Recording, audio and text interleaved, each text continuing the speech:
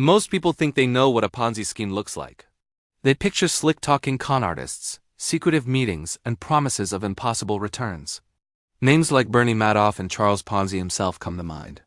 But what if I told you that the biggest Ponzi scheme in history didn't make global headlines, didn't involve Wall Street, and didn't even happen in the United States? What if the most devastating financial fraud of all time unfolded quietly, in a place and on a scale that almost no one outside its borders truly understands? This is the story of the biggest Ponzi scheme you've never heard of, and the shocking lessons it holds for every investor today. Let's travel back to the 1990s, to a country in the midst of chaos and transformation, Albania.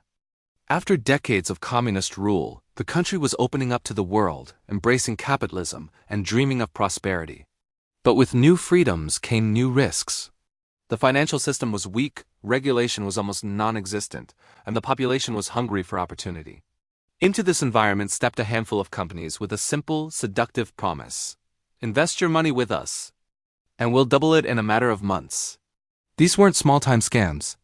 They were massive, highly organized operations with offices, advertising campaigns, and even sponsorships of sports teams. The most infamous of these was a company called VEFA, but there were many others. They offered returns of 10% per month, or more, numbers that should have set off alarm bells, but instead attracted hundreds of thousands of Albanians desperate for a better life.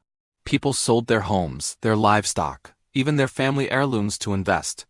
The schemes grew so large that, at their peak, they held deposits worth almost half of Albania's GDP. For a while, it worked. Early investors were paid handsomely, word spread, and the frenzy grew. The companies became pillars of the community, sponsoring festivals and charities, and even gaining the support of politicians. But behind the scenes, there was no real business, just money from new investors being used to pay off the old. It was a classic Ponzi scheme, but on a scale the world had never seen.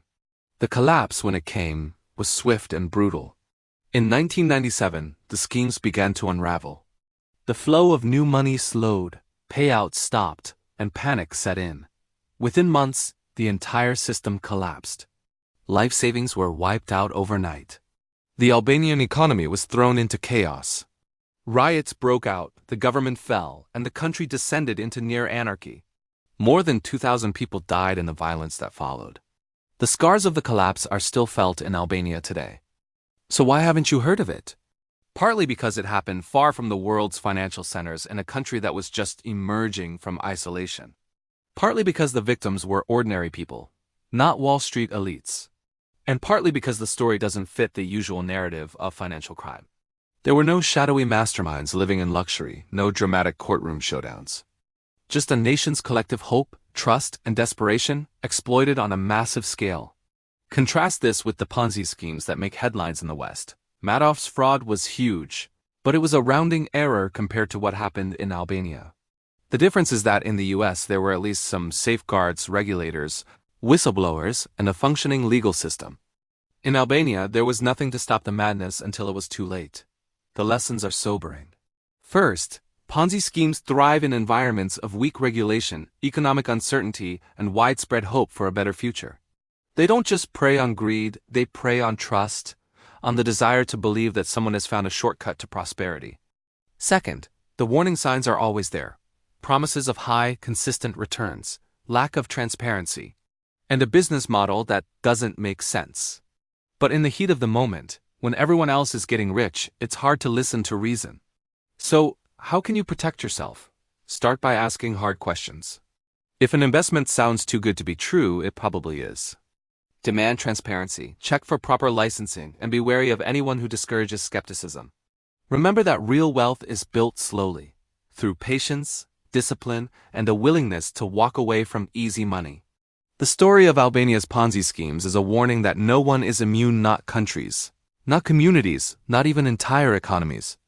The next big fraud may not look like the last one. It may come wrapped in new technology, new promises, or new faces. But the underlying psychology never changes. As you navigate the world of investing, keep this story in mind.